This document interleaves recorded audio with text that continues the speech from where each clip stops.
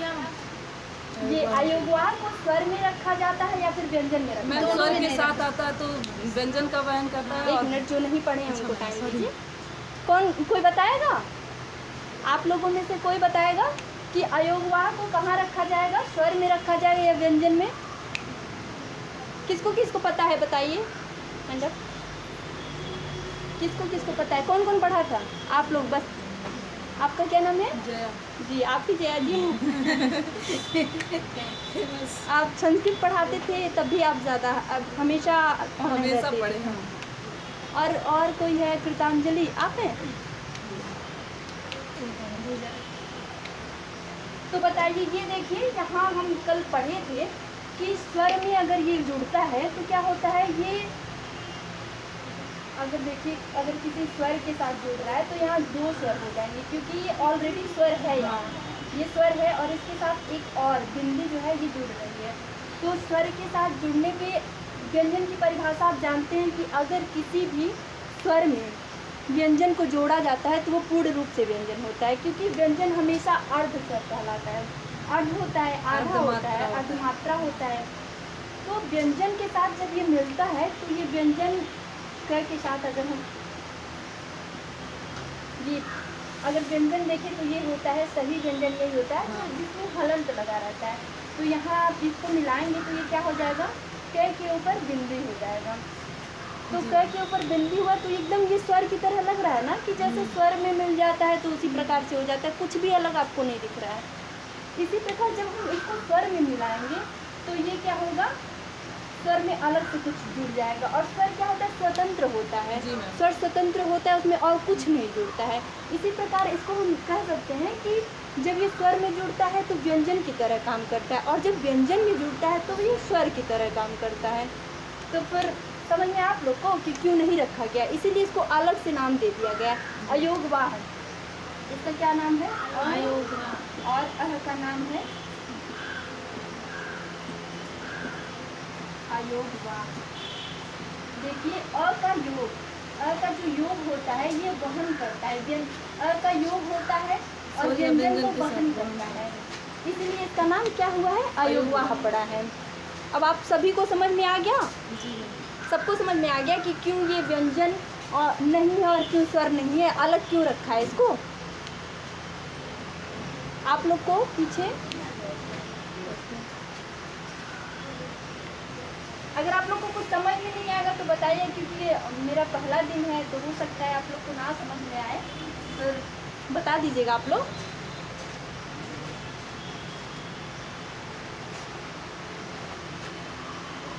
इसके बाद क्या पढ़े थे हम लोग? व्यंजन के बारे में थोड़ा सा। व्यंजन के प्रकार।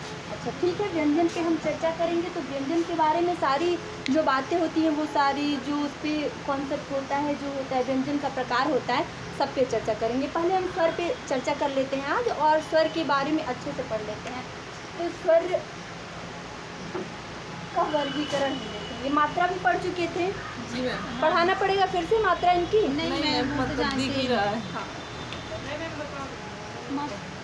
नहीं पढ़ी है, बता दूँगी। देखिए इनकी मात्राएं अगर देखें,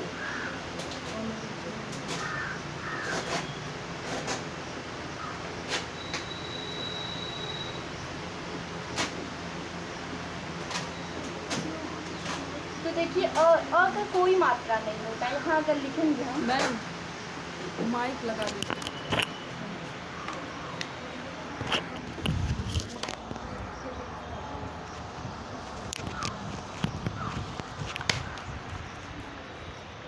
देखिए यहाँ अ का कोई मात्रा नहीं होता है। अ के साथ अगर हम क को जोड़ेंगे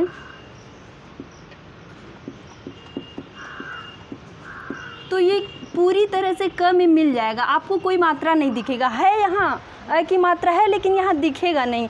और आगे क्या है, आ को एक लाइन, आ की जो मात्रा होती है वो एक लाइन होती है। अगर ये किसी व्यंजन में जुड़ता है क, इस प्रकार अगर किसी व्यंजन में जुड़ता है तो क्या होगा, मात्रा लग जाएगा, यहाँ का की मात्रा लग जाएगी।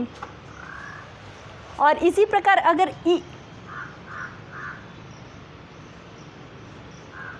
ई के साथ जुड़ता है, ई का कौन सा मात्रा होता है, ई अगर कोई व्यंजन है उसके पहले की जो मात्रा होती है वो होता है। अगर छोटी ई है, वैसे ई को उच्चारण करने के लिए बहुत लोग बोलते हैं छोटी, लेकिन ये गलत होता है। ई का थोड़ा सा ह्रस्व दीर्घ भी बोला जाता है, लेकिन अगर आप उच्चारण सही तरीके से उच्चारण करते हैं तो इसको आप जल्दी से एक झटके में बोल सकते हैं, क्योंकि ये छोटा है ना, मात्रा इसका छोटा है, तो आप एकदम झटके से जब बोलेंगे, कम टाइम में बोलेंगे तो सही रहेगा। जैसे ई बोले हैं आप, तो इसकी मात्रा क्या है, मात्रा इसकी है, इसका ये पाई है, और इसका पहले व्यंजन के पहले की जो मात्रा होगी वो होगा। अगर इसको अगर हम व्यंजन के साथ जोड़ते हैं तो यहाँ क्या हो जाएगा कि मात्रा हो जाएगी। आप लोग को दिखाई दे रहा है? नहीं, बोल दीजिए, ऊपर लिखते हैं हम।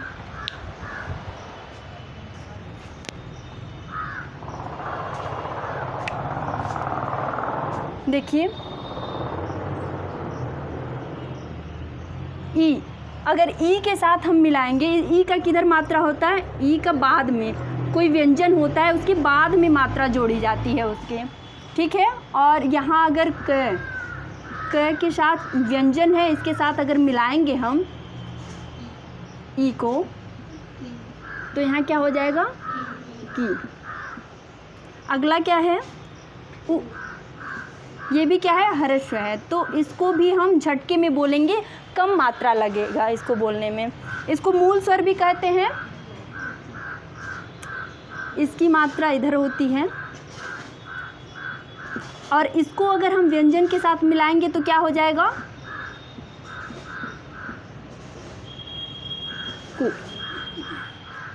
क्या हुआ, हमको भी बताइए, हम भी हंस लें। बोल के देखिए, आप सभी लोग बोलिए। ऐसे तो बोल रहे हैं कि भी बोलना, लेकिन बाद में जब बोलेंगे तो ऐसे नॉर्मली। कोई बात नहीं, नॉर्मली आप बोल सकती हैं, लेकिन हाँ, जिसको प्रैक्टिस हो जाएगा वो बोल लेगा। हिंदी आप लोग का सब्जेक्ट नहीं रहा है, वैसे भी हम लोग अपनी मातृभाषा से हट रहे हैं, अंग्रेजी भाषा ज़्यादा ध्यान दे रहे हैं ना, तो नहीं आएगा। जब आप उस पर ज़्यादा फोकस करेंगी, हिंदी जब पढ़ेंगी तभी आएगा।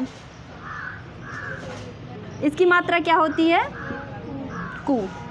अगर इसको व्यंजन के साथ हम मिलाएंगे तो क्या हो जाएगा,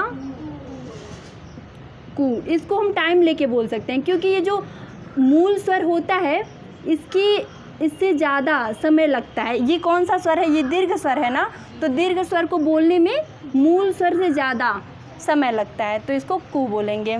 अगला क्या है, री। इसकी मात्रा होती है, यहाँ नीचे बना देते हैं, देखिए। अगला, अगर क एक व्यंजन है, इसमें हम री को मिलाते हैं, जोड़ते हैं, तो यहाँ क्री हो जाता है। अगला ए है, आप लोग को दिखाई नहीं दे रहा होगा,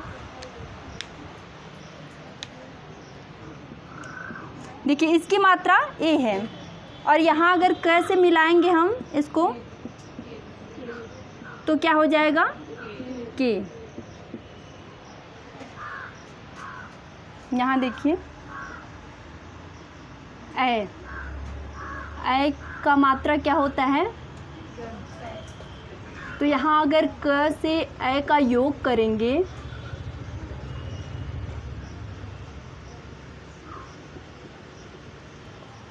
तो आपका कै हो जाएगा। अगला क्या है, ओ। ओ की मात्रा एक लाइन होती है और एक मात्रा होती है। इसको जब हम व्यंजन से मिलाएंगे, व्यंजन से इसका जब योग होगा तो क्या हो जाएगा, को। अगला औ। औ की मात्रा दो मात्राएं होती हैं इसकी। इसका जब हम व्यंजन के साथ योग करेंगे तो यहाँ क हो जाएगा। मात्राएं आप लोग ने पढ़ लिया, तब आगे चलें। किसी को लिखना है, ये लिख लीजिए अगर आप लिखना है। यस, बस ऐसे। और क्या स्वर में हम पढ़े थे, आप लोग तो पढ़े थे ना, बताइए क्या पढ़े थे? बस इतना ही मैम, और अयुवा बता दी थी बस। और अच्छा अच्छा, उसके बाद व्यंजन पढ़ाए थे। व्यंजन में क्या क्या पढ़े थे? व्यंजन की परिभाषा और वो कितने होते हैं। अच्छा, और व्यंजन में व्यंजन का वर्गीकरण पढ़ाए थे कि क्या क्या पढ़ना है व्यंजन में हमको। अच्छा, तो आज अब हम स्वर का देखेंगे कि स्वर का वर्गीकरण क्या क्या है और कितने प्रकार से स्वर को बोला जाता है, लिखा जाता है। सबसे पहला है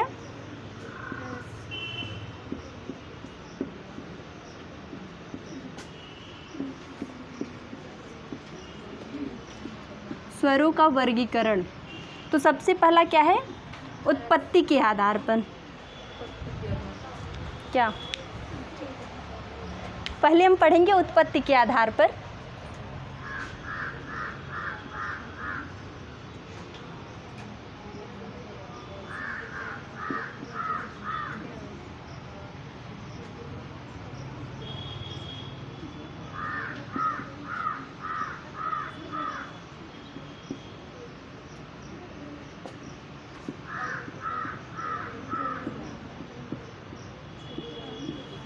उत्पत्ति के आधार पर, उत्पत्ति के आधार पर स्वर दो होते हैं, एक होता है मूल स्वर और एक होता है संधि स्वर।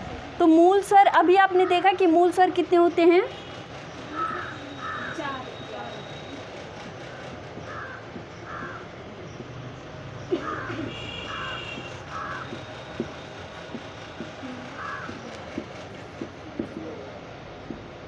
मैम इसको संयुक्त स्वर भी कह सकते हैं ना?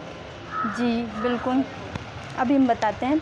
देखिए, एक होता है मूल स्वर और एक होता है संधि स्वर। तो मूल स्वर क्या होते हैं कि जो स्वयं से उच्चरित होते हैं, उनमें किसी की सहायता नहीं ली जाती है और वो एक मात्रा के होते हैं, उनको बोलने में ज़्यादा समय नहीं लगता है। मूल स्वर को क्या बोल सकते हैं? मूल स्वर को हम अल्प स्वर भी बोल सकते हैं, इसका और भी नाम है अल्प स्वर, और इसको नैसर्गिक स्वर भी कहते हैं।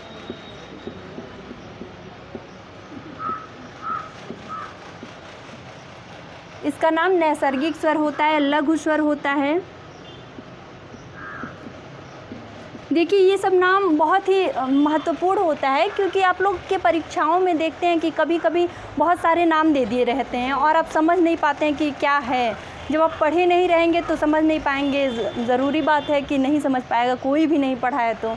और परीक्षाओं में तो ऐसे प्रश्न दिए ही जाते हैं कि अलग नाम से दे दिए जाते हैं। तो इसका नाम क्या होता है? मूल स्वर बोला जाता है, अल्प स्वर बोला जाता है, और इसको नैसर्गिक स्वर बोला जाता है, और इसको जड़ स्वर भी बोला जाता है। और भी बहुत सारे नाम हैं, फिर कभी देखिए बताएंगे, इतना ही मुझे याद आ रहा है। और कौन कौन से होते हैं ये? अ, ई, उ, री। अब इनके योग से जो बनते हैं, जो ये जो 4 स्वर होते हैं मूल स्वर हमारे, इनके योग से जो स्वर बनते हैं उन्हीं को क्या कहते हैं? संधि स्वर कहते हैं।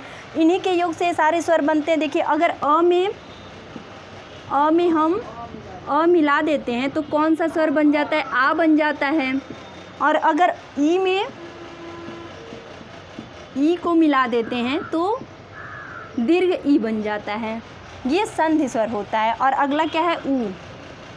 ऊ के साथ अगर ऊ को मिलाते हैं तो ये दीर्घ ऊ बन जाता है। और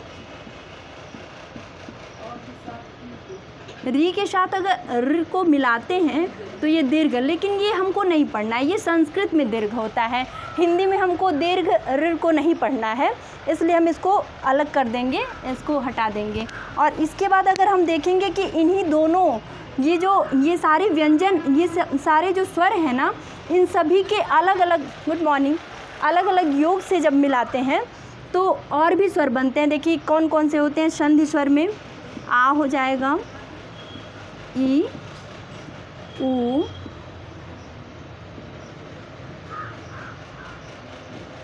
ए,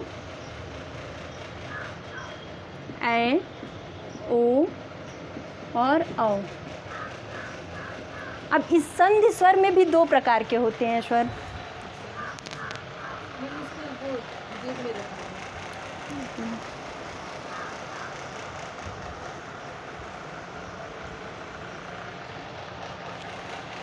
देखिए ये जो संधि है ये भी दो होते हैं, एक दीर्घ होता है और एक होता है संयुक्त।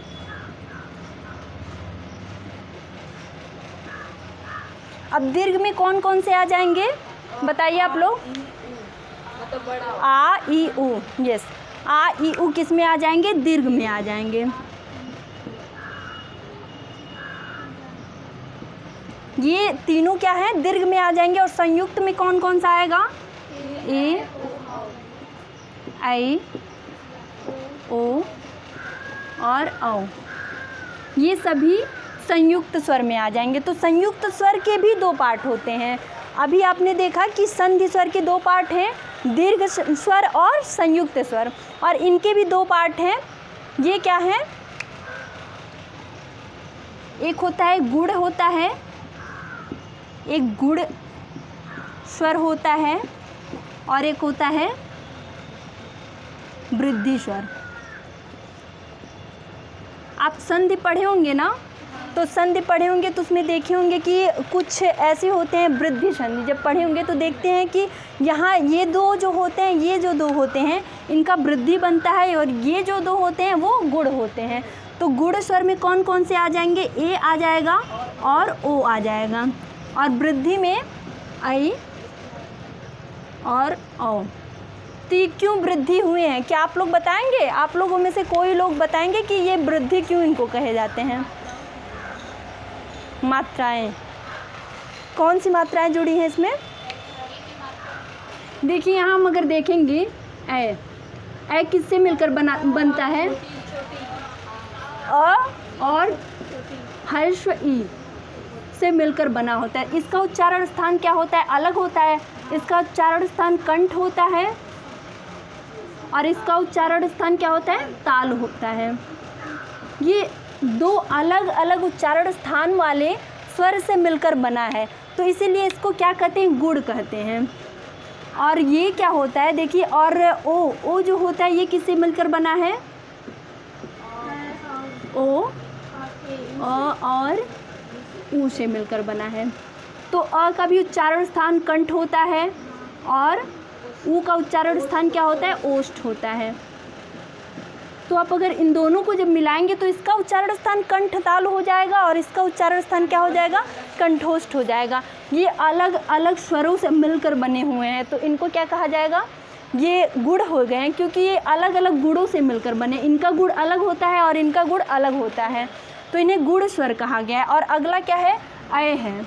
देखिए यहाँ अय है, और अय किससे मिलकर बना है, अ और बड़ी से, नहीं, बड़ी ई से नहीं, ए से, क्योंकि ये ऑलरेडी बन चुका है ना, ये पहले बन चुका है, ए बन चुका है, और बड़ी ई से मिलाने से नहीं बनेगा आपका। ये ए को जब मिलाएंगे यहाँ अ से तो एक मात्रा और लग जाएगी। जब अ को ए से मिलाएंगे तो यहाँ एक मात्रा और लग जाती है, तो क्या हो जाता है, वो दीर्घ। ये दीर्घ बन जाता है। मात्राएं जब एक और एक्स्ट्रा हो जाती हैं तो वो दीर्घ बन जाता है। इसी प्रकार आपका औ होता है। औ को जब अ और ओ के साथ मिलाएंगे तो क्या बन जाएगा, ये औ बन गया। अब इसमें भी वही गुण पाए जाएंगे, लेकिन एक्स्ट्रा और अधिक गुण पाए जा रहे हैं, तो ये वृद्धि हो गया है। यहाँ देखिए अब वृद्धि हो गया, एक मात्रा अधिक हो गया है, तो इसलिए इसे वृद्धि स्वर कह दिया गया है।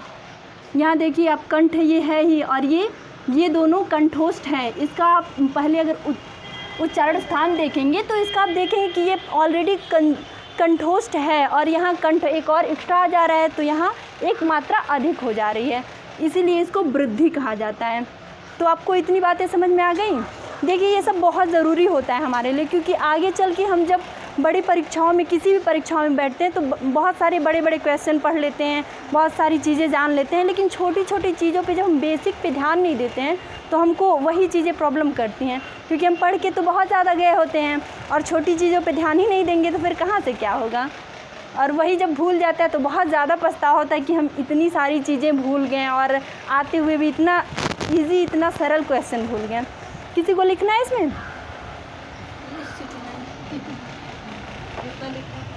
ओके, मिटा दें हम इसको।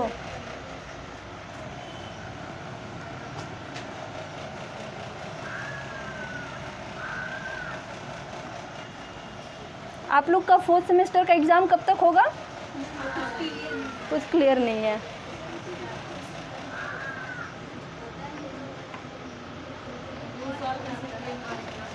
आप लोग के ही मज़े हैं, स्कूल पे नहीं जाना पड़ता है, घर में बैठ के पढ़ाई कर रहे हो आप लोग। नहीं हो पा मज़ा आता है घर पे बैठ के? किसको किसको अच्छा लगता है घर पे बैठ के? इस बार तो नहीं बैठे, पिछली बार लॉकडाउन में बैठे, इस बार तो सर क्लास ऑनलाइन दिए। तो घर पे बैठने का मतलब कहीं जाना नहीं पड़ता है, पढ़ना तो पड़ेगा ही। अगर आप लोग चाहते हो कि आप कुछ बनो तो आपको चाहे घर पे बैठो या फिर कहीं जाओ तो पढ़ना तो पड़ेगा ही। अब जाने आने का मैं पूछ रही हूँ कि स्कूल पे नहीं जाना पड़ रहा है, कॉलेज पे नहीं जाना पड़ रहा है तो अच्छा लगा क्योंकि ये कॉलेज है ना, यहाँ जा करके पूरा 3 बजे तक पक जाते हैं। अच्छा पक जाते हो, पढ़ाई नहीं होता है? होती है लेकिन छुट्टी नहीं मिलती है जल्दी। अच्छा कार्यक्रम होता है आप लोगों में? हाँ करवाते हैं। आप लोग क्या बातें कर रहे हैं? हमसे बातें करिए, हमको ही बताइए क्या बातें कर रहे हैं, हम भी जाने। अभी नए हैं, आप लोग को जानते नहीं है, थोड़ा बहुत जान जाएंगे हम भी।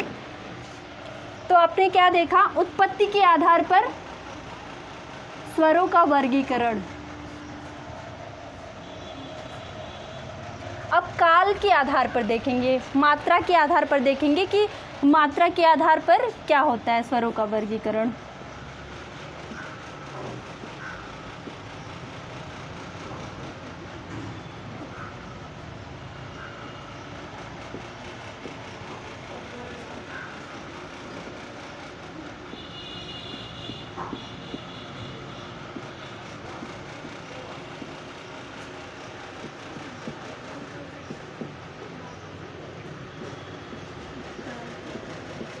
स्वरों का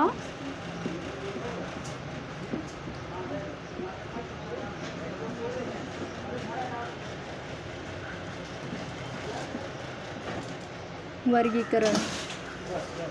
कोई बताएगा क्या होता है, कितने प्रकार के होते हैं? कौन कौन से?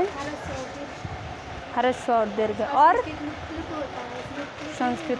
लेकिन प्लुत होता है, लेकिन अगर आपको परीक्षाओं में दिए जाते हैं तो पूछ लिया जाता है, हिंदी में पूछ लिया जाता है। बहुत सारे अब प्रश्न बन रहे हैं कि संस्कृत से उठा के पूछ लिए जाते हैं उलझाने के लिए, क्योंकि हम हिंदी को सीधे पढ़ के जाते हैं। संस्कृत है जो प्राचीन भाषा है, लेकिन उसे अगर हम संस्कृत को अच्छे से पढ़ें तो हिंदी हमारे लिए बहुत आसान हो जाएगा।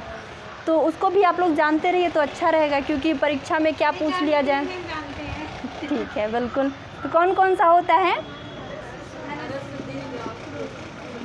ह्रस्व, दीर्घ और प्लुत।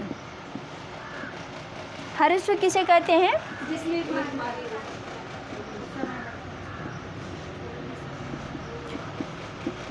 ह्रस्व स्वर वे होते हैं जिनको बोलने में एक मात्रा का समय लगता है, अर्थात कम मात्रा का समय लगता है।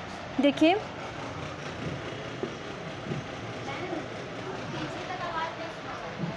पीछे तक आवाज़ नहीं जा रहा है। अच्छा ठीक है, अब हम थोड़ा और तेज़ बोलने की कोशिश करते हैं। आप लोग थोड़ा शांत रहिए तो सुनाई देगा, आपस में बातें मत करिए, फिर सुनाई देगा आपको। ध्यान से सुनिए, थोड़ा ध्यान लगाइए।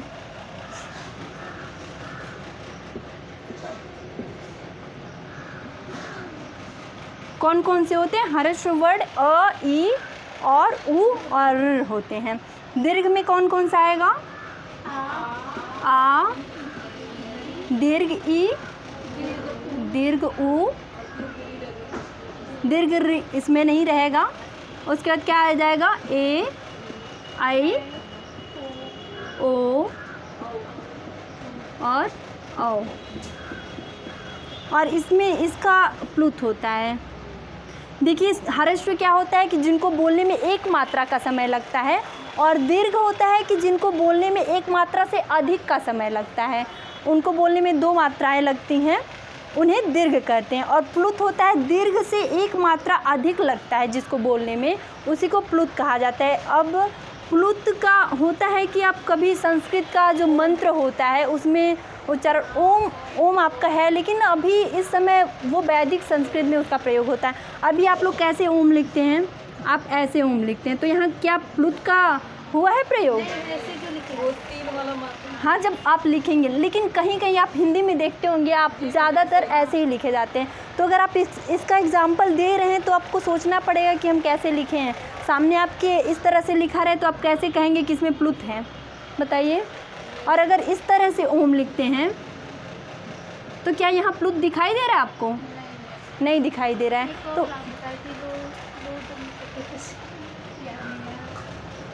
मुझे भी नहीं याद आ रहा है क्या बताए थे। आप कोई भी मंत्र उच्चारण करेंगे, जैसे किसी का नाम पुकारने में, अगर आप वो दूर हैं, आपका क्या नाम है? ममता। आपका? चांदनी। अच्छा, इनका अगर जानवी, अगर आप वो दूर हैं तो आप उनको बुलाएंगे तो जो लास्ट का अक्षर होगा तो ज़्यादा देर तक बोलेंगी ना, तो उसमें ज़्यादा समय लगेगा। वही जो मात्रा के बाद अगर किसी का नाम है, देखिए इनका नाम लिख लेते हैं जया। जया बोल के तुरंत ख़त्म नहीं कर देंगे इनके नाम को, थोड़ी देर तक बोलेंगी। जब वो दूर हैं तो थोड़ी देर तक खींचेंगे, अपनी आवाज़ को और लाउड करेंगे और ज़्यादा देर तक बोलेंगे। तो इनके पीछे क्या लग जाता है? प्लुत लग जाता है बोलने में। और हाँ, अगर पास में कोई है तब तो आप देर तक तो नहीं बोलेंगे, क्योंकि अगर पास में मेरे हैं तो हम इतनी देर तक बोलेंगे जया, तो कैसा लगेगा आप ही बताइए। राडम नहीं पढ़ा जा, राम, राम उसे पढ़ा जाता है। ये मात्रा है, ये ड है, ये ड नहीं है मैम। ये देखिए, अब जब राम बुलाती हैं, नोट्स बनाई थी आप ना, तो ये राम है, देखिए वो राडम नहीं है, ये देखिए राम है। जैसे राम का उदाहरण हम क्यों दिए थे, अगर राम को बुलाना रहता है तो आप मैं को ज़्यादा देर तक नहीं लेंगे। आप कुछ नाम होते हैं जिनको आगे के जो वर्ड होते हैं उनको ज़्यादा देर तक बोलते हैं। तो राम को बुलाइए आप लोग, कि अगर राम आपके समझ लीजिए कि वो राम है, वो बाइक राम है और उसको बुला रहे हैं आप लोग, बुलाइए, तेज से बुलाइए, किसी कोई एक जिसका आवाज़ लाउड हो, बुलाओ। तो देखिए वहाँ अगर राम, देखिए अगर हम कह रहे हैं राम, तो देखिए राम को अधिक समय तक बोले हैं ना, मैं को ज़्यादा देर तक नहीं बोल रहे हैं। लेकिन अगर इनका नाम हम बुलाएं जया, तो देखिए ये ज़्यादा देर तक हम बोल रहे हैं। इसी प्रकार कुछ नाम होते हैं वो आप जान जाएंगे, जब आप बोलेंगे तो आपको पता चल जाएगा कि कौन सा नाम कौन सा वर्ड हम ज़्यादा देर तक बोल रहे हैं, इसमें कौन सा वर्ड ज़्यादा देर तक बोल रहे हैं, वही होता है प्लुत। इसीलिए ये ड नहीं है।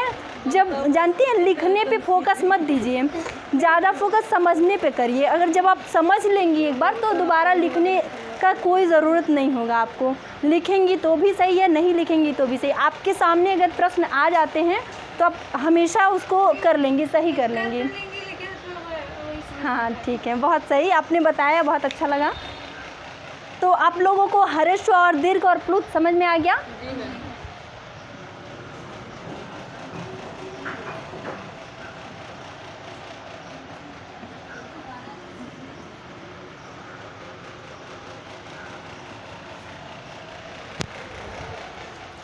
अब अगला है जीवा के आधार पर।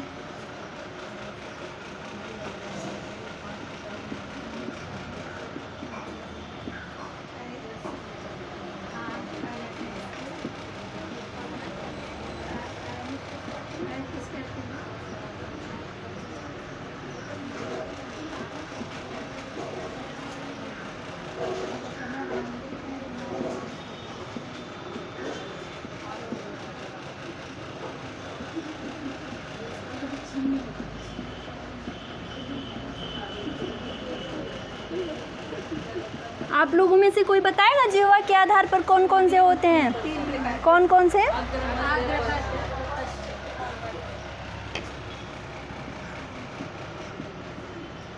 अग्र होते हैं,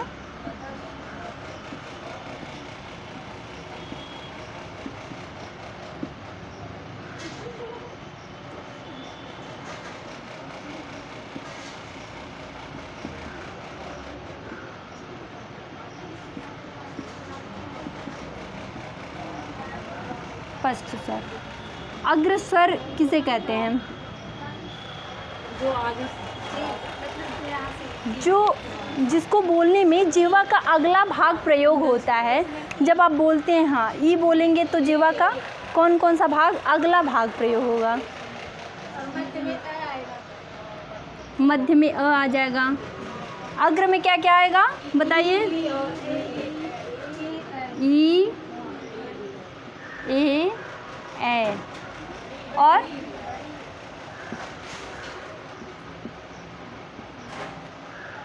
और पश्च स्वर में क्या आएगा? अच्छा, आ को जब बोलते हैं तो आपका मुंह जो है वो खुलता है, ज़्यादा खुलता है। ई को जब बोल रहे हैं तो वो कितना खुलता है? कम खुलता है, और नहीं के बराबर खुलता है। अगर आप बोल रहे हैं ई बोलिए, ई बोलिए आप लोग, ई बोलेंगे तो आपका मुंह लगेगा कि हम खोले नहीं हैं, तब भी काम चल जाएगा। लेकिन आ जब बोलते हैं तो आपका मुंह पूरा खुलना चाहिए। और क्या होता है?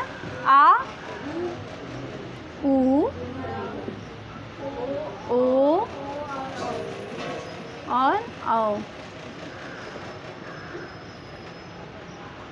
तो अग्र स्वर क्या होता है? जिनको बोलने में हमारे जिह्वा का अगला भाग प्रयोग होता है उसे अग्र स्वर कहते हैं। और जो जिन्हें बोलने में हमारी जिह्वा का मध्य भाग प्रयोग होता है अ जब बोलेंगे तो आप देखेंगे कि क्या आपका कौन सा भाग प्रयोग हो रहा है? जिह्वा का मध्य भाग प्रयोग हो रहा है, तो क्या हो जाएगा? ये अ हो जाएगा। और पश्च स्वर में आप देखेंगे कि जिह्वा का आपके पिछला भाग प्रयोग होगा, उसे ही क्या कहेंगे? पश्च स्वर।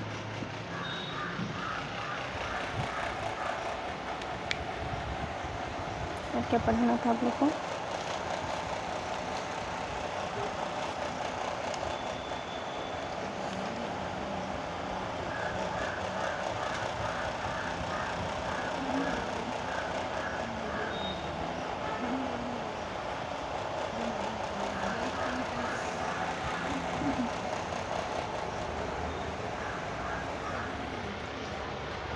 ये आपको नोट करना है? हो गया।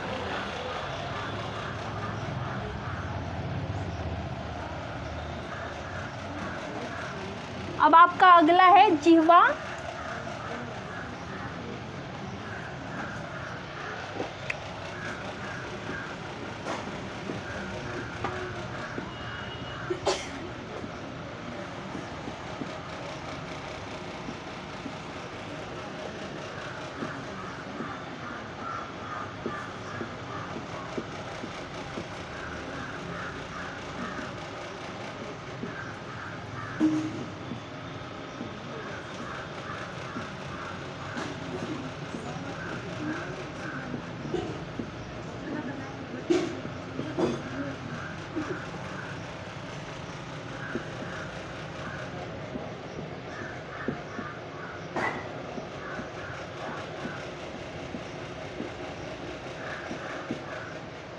देखिए क्या है, जिह्वा के ऊपर उठने और मुख खोलने के आधार पर स्वरों का वर्गीकरण।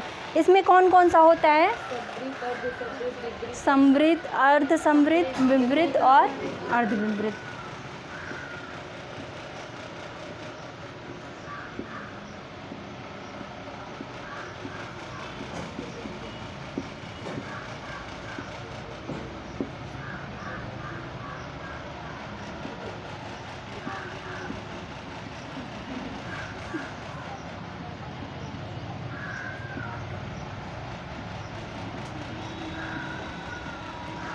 संवृत किसे कहते हैं?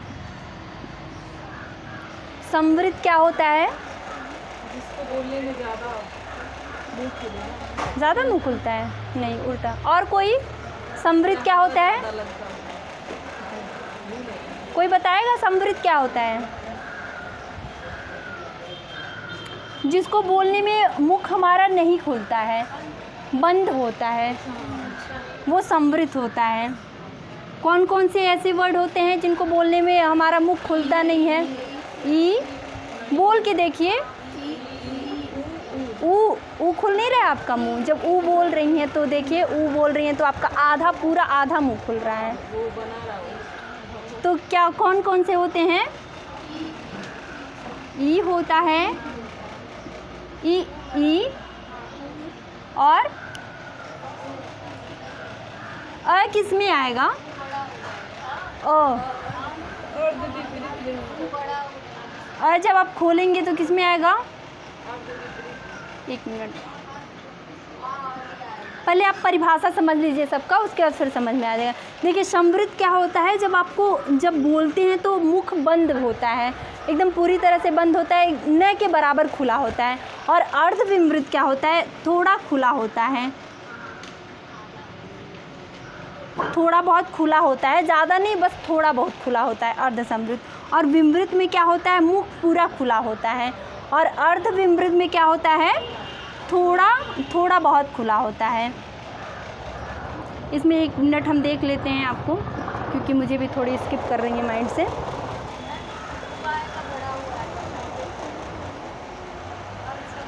खुलने के आधार पर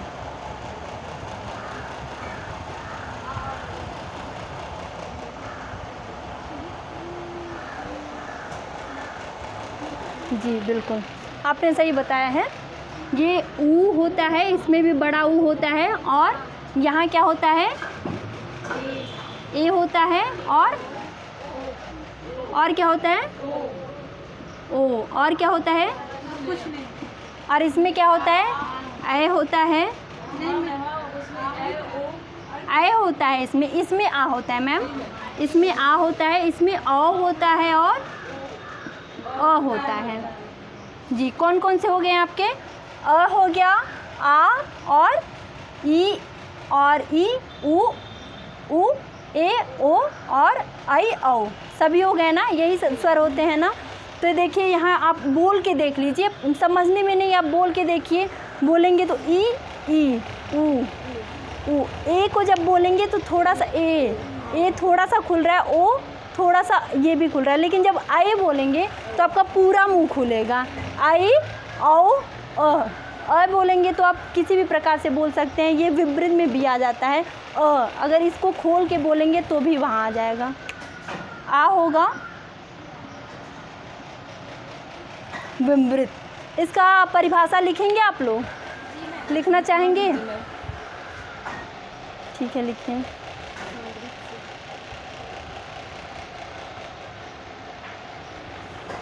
चलिए लिख लीजिए।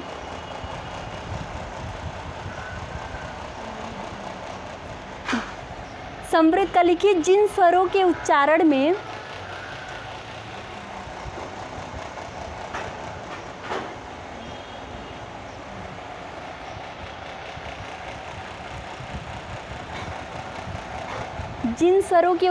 में मुख द्वार लगभग बंद होता है।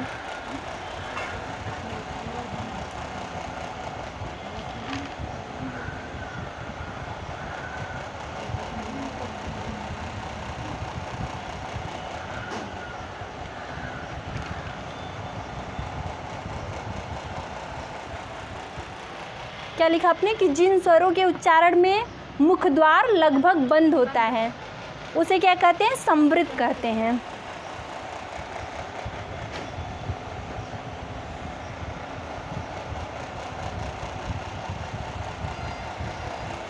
और विमृत, ये समृद्ध लिख चुके हैं आप लोग। विमृत अर्ध समृद्ध क्या होता है, जिन स्वरों के उच्चारण में मुख द्वार आधा बंद होता है।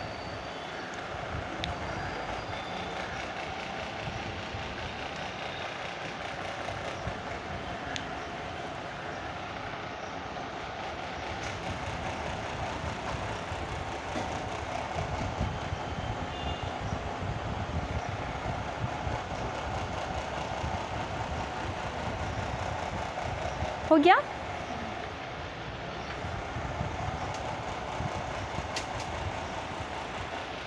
ये हो गया, जिन स्वरों के उच्चारण में मुख द्वार आधा बंद होता है।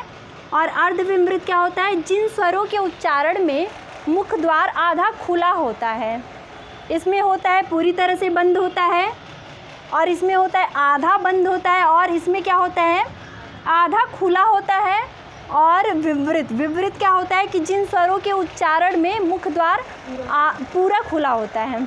जी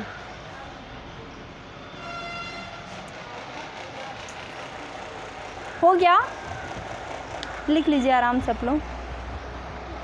तक है मेरा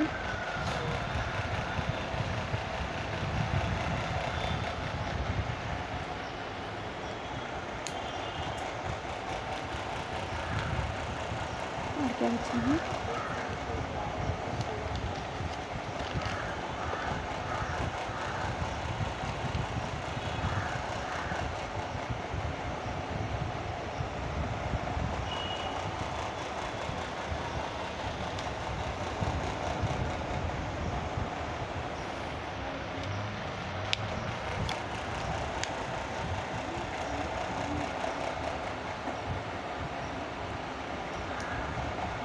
इसमें से कोई थर्ड सेमेस्टर में भी है? सब लोग का फोर्थ है, सब लोग फोर्थ हैं। किसी का कंप्लीट भी हो चुका है सेमेस्टर?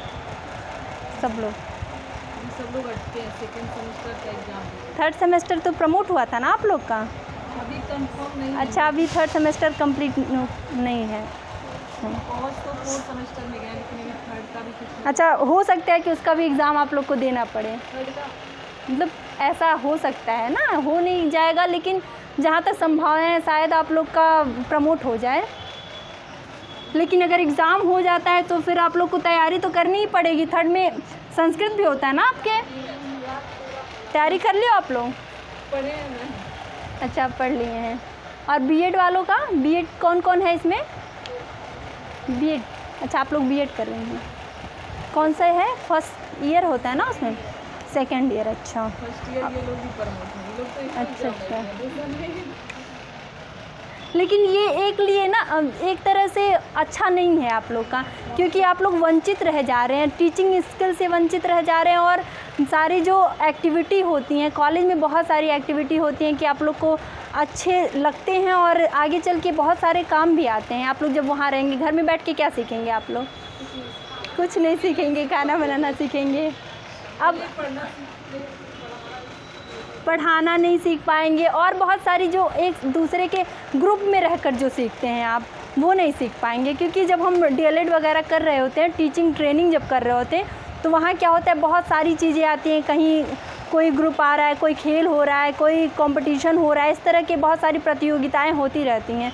जब आप रहेंगे कॉलेज में तभी तो सीखेंगे। लेकिन ये लॉकडाउन तो किसी को कुछ भी नहीं सीखने दे रहा है, बच्चे भी परेशान हैं। अब अगला क्या है? ओठ, बस यही सीख रहे हैं। सही बात है।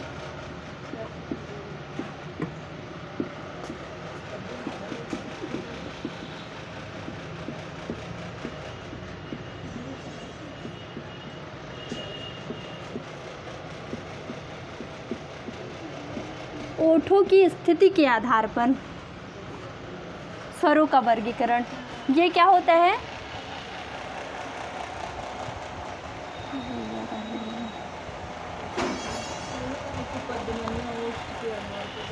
नहीं, ये संस्कृत में नहीं, ये वृत्तमुखी होता है और एक अवृत्तमुखी होता है।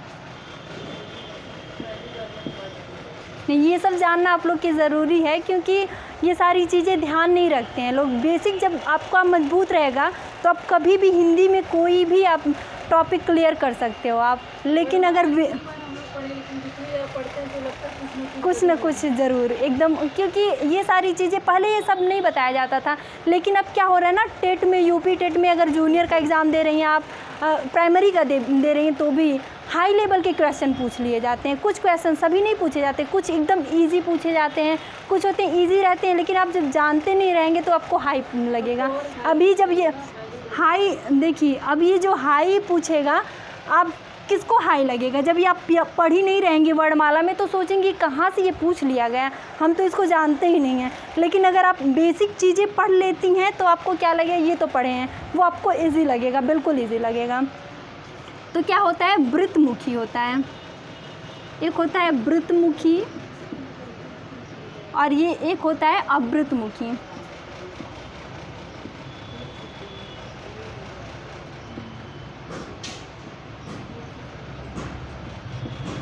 हम लोग जब पढ़े थे तो हम लोग भी नहीं पढ़े थे ये सब, लेकिन पढ़ते पढ़ते जब हम लोग को ये पता चला कि हाँ ये सारी चीज़ें क्वेश्चन पूछ लिए जाते हैं, तो आगे हम किसी को भी पढ़ाएंगे तो इसे वंचित नहीं रखेंगे। जी बिल्कुल बता रहे हैं। इससे कुछ आपको पता चल रहा है? वृत्तमुखी, वृत्तमुखी, वृत्त, जी, मुख को आप अपने होठों को वृत्त की तरह जब बनाएंगे तो क्या होगा उसका वृत्तमुखी कहलाएगा। और इसका क्या होगा? अवृत्तमुखी। जब ये गोल नहीं बनेंगे, जब ओठों की आकृति जो होती है वो गोल नहीं बनती है, तो क्या हो जाता है? अवृत्तमुखी होता है। इसमें कौन कौन से आ जाएंगे? ऊ, ओ, औ, ये सभी किस में आ जाएंगे? गोल में आ जाएंगे, वृत्तमुखी में आ जाएंगे। और अवृत्तमुखी में क्या आ जाएंगे? जो बचेंगे वो सभी अवृत्तमुखी में आ जाएंगे।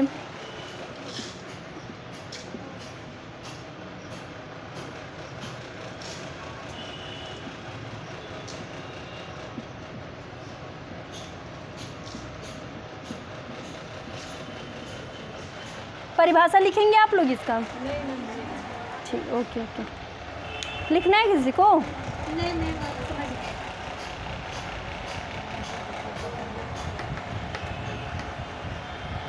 मैम आप क्या की हैं, बीएड या बी? नहीं, मैं डीएलएड की हूँ।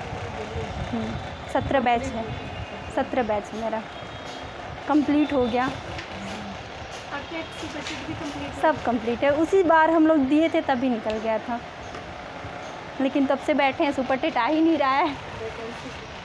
नॉलेज हो गया आप लोग का? तो आप लोग को समझ में आया क्या क्या पढ़े हैं आप लोग, बताइए। अभी सर कंप्लीट हो गया लगभग। अब आपको व्यंजन पढ़ना है, कल की क्लास में हम व्यंजन पर चर्चा करेंगे। अभी हम देख लेते हैं क्या क्या पढ़े हैं हम। आप ही लोग बताएंगे, हम नहीं बताएंगे।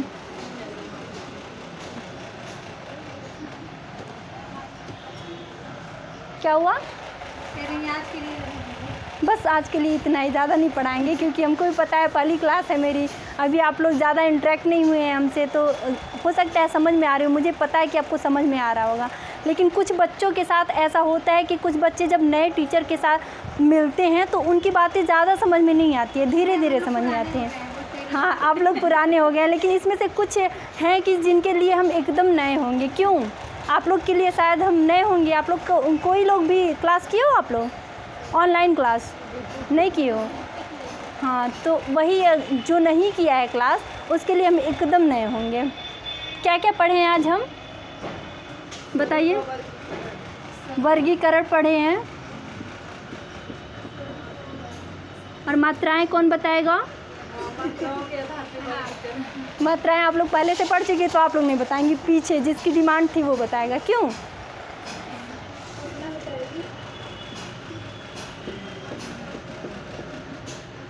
मात्राएं। और क्या वर्गीकरण में क्या क्या पढ़े हैं हम? हाँ, कोई भी बताइए। उत्पत्ति के आधार पे आप लोग क्या करिए ना, अभी से अगर आप लोग को ये देखना है कि हाँ हमको टीचिंग स्किल बढ़ानी है, तो आप लोग जो बैठ के बोलते हैं वो खड़ा होके बोला करिए।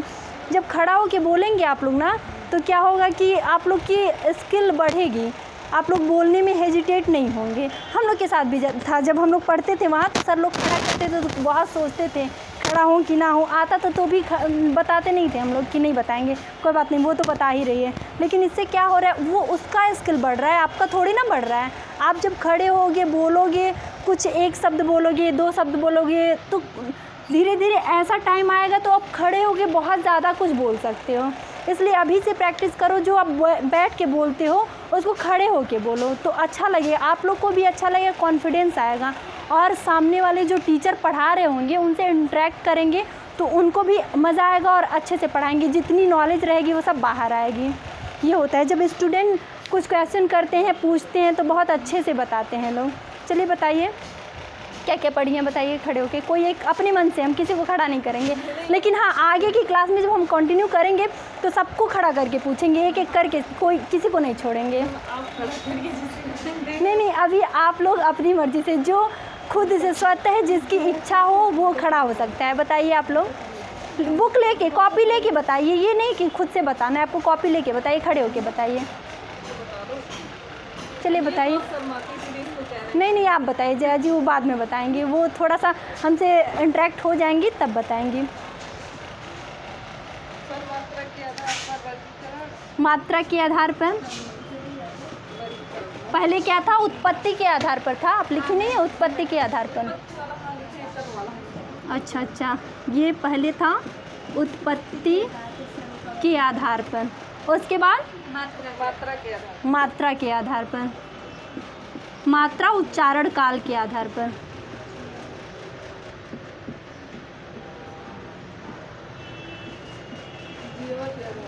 उसके बाद जिह्वा के आधार पर,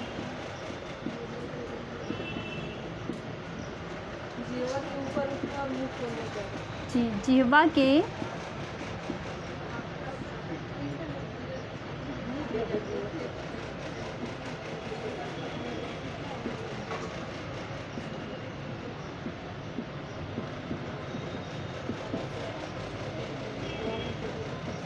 खुलने के आधार पर। अगला क्या था? ओठों की स्थिति के आधार यहाँ लिख देते हैं, आप लोग को दिखाई नहीं देता हूँ ना।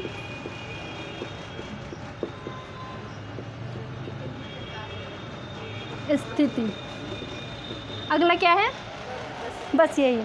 देखिए आप सभी लोग, जितने लोग भी यहाँ उपस्थित हैं ना, हम सबको देख लिए और पहचान भी लिए हैं, तो सबसे हम पूछेंगे अगली क्लास में, ठीक है? तो आप लोग इसलिए तैयार रहिएगा, ये पढ़ लीजिएगा अच्छे से, एक बार जाके देखेंगे तो बहुत अच्छे से समझ में आ जाएगा। फिर से आपको कभी हिंदी की ये सारी चीज़ें नहीं पढ़नी पड़ेंगी, अगर एक बार समझ लिए तो फिर इस पर मेहनत करना ही नहीं पड़ेगा, आगे की चीज़ें आप लोग पढ़िएगा, ठीक है? फिर आज के लिए बस इतना ही।